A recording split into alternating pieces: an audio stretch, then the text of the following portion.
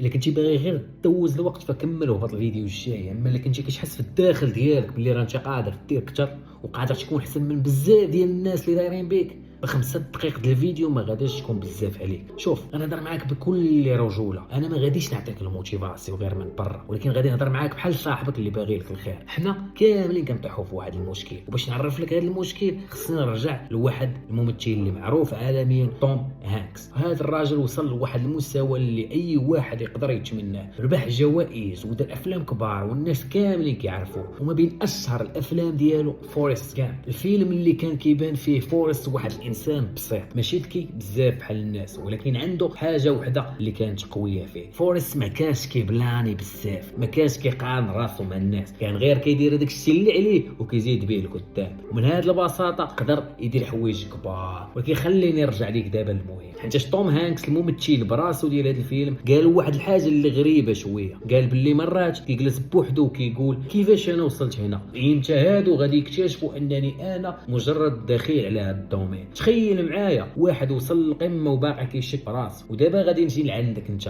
حيت ممكن ان هذا الكلام كينطابق عليك. يمكن انت دابا اولا قبل من بعد غادي تكون في هذه المرحله، غادا تتعلم واحد الحاجه جديده، يمكن المونتاج اولا البرمجه اولا التجاره اولا اليوتيوب براسو. في الاول كلشي كيبان ساهل، كتفرج في فيديوهات كتقول واو راه ساهله، وفعلا كتقدر دير شي حاجه وهذا انجاز. ما غاديش نقول لك لا، راه كتخربق وكتحس براسك فرحان وكتقول واخا انا غادي نكون مزيان في هذا الدومين هذا كيبان لي. ولكن من بعد تبدا تشوف المستوى الحقيقي، كتبدا تشوف الناس خدامين بواحد الطريقه اللي هربانين. واحد فيديو ديالو بروفيسيونيل، واحد داير مشاريع اللي ديجا كبار يمكنش تكومبيتي معاه، واحد ديجا وصل للفلوس دارو سد الريدو. وهنا كيبدا واحد الحوار الداخل ديال الراس ديالك، وكيبدا الصوت اللي في دماغك كيقول لك تشوفوا من فين وصلوا وشوف انت فين باقي، راك مازال انت بعيد بزاف وراك ما فاهم والو في هذا الدومين. وكتبدا تحس براسك انت باللي راك صغير رغم انك انت راه اصلا كتزيد لقدام، ولكن ما كتشوفش هذا التقدم حيت عينيك ولات مركزه غير على الناس اللي ديجا سبقوك. انا نعطيك واحد المثال اللي واضح بزاف. تخيل معايا تمشي لاول مره لاصال ودخلتي وغتشوف هذاك خونا اللي ديما كيكون في قد ديال لاصال مقدر. شنو هي اول حاجه غادا تطيح لك في راسك؟ انا ضعيف وما عندي حتى قيمه، اولا غادي تفهم باللي هذاك السيد راه عنده سنين وهو كيتدرب. ولكن في الحياه غنوقعوا في الغلط. في الحقيقه كنشوفوا النتائج ديال الناس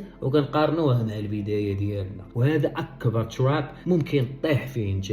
من هنا كيجي واحد الاحساس اللي بزاف ديال الناس كيعانيو منه، هو اصلا اللي علاش دايرين الفيديو، اللي هو الامبوستر سيندروم. هو واحد الاحساس اللي كيقول لك انت غير كدير فيها فاهم وانت راك ماشي بروفيسيونيل وعمرك غتولي بروفيسيونيل حتى شوف بنادم شنو داير. خليني نقول لك واحد الحاجه اللي مهمه بزاف، هذا الاحساس راه ماشي دليل على انك انت ضعيف، بالعكس ممكن يكون دليل على انك انت راه اصلا بديتي كتفهم. حيت فاش كتكون ما عارف والو كتكون تايق في راسك بزاف، حيت ما كتشوفش حتى المشاكل الصغيره. ولكن فاش كتبدا كتعلم كتبدا تشوف التفاصيل، كتبدا تكتشف شحال باقي خاصك تتعلم. وهنا كيجي الشك. يعني هاد الشك ديالك ممكن يكون علامه زوينه، ولكن الا خليتيه يتحكم فيك غادي يوقفك، غادي يخليك ما تجربش، غادي يخليك تبقى تشوف غير من بعيد وغتبقى ديما تقول حتى نكون واجد عاد نبدا. لكن الحقيقه ما كاين حتى واحد واجد. الناس اللي كتشوفهم اليوم بداو هما ما عارفين والو وغلطوا وتعلموا وتطوروا. الفرق الوحيد هو انهم ما وقفوش. الاحساس ديالك راه ماشي العدو ديالك، ولكن خاصك تعرف كيفاش تتعامل معاه.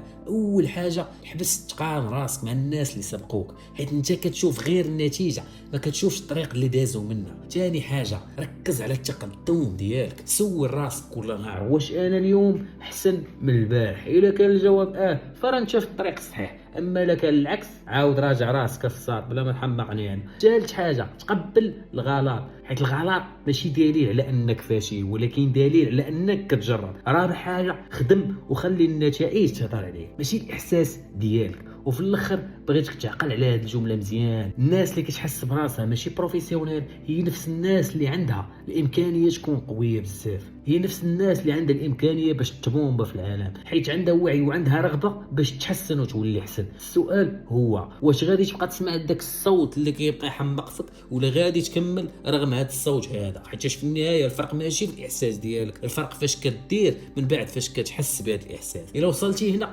فعرف باللي راه انت ماشي غير كتفرج، انت راه باغي تبدل. خلي لي في الكومونتير غادي نكمل باش نشوف شكون اللي فعلا غادي يديرها. وبيس عليك ونشوفكم في فيديو الجاي الدراري.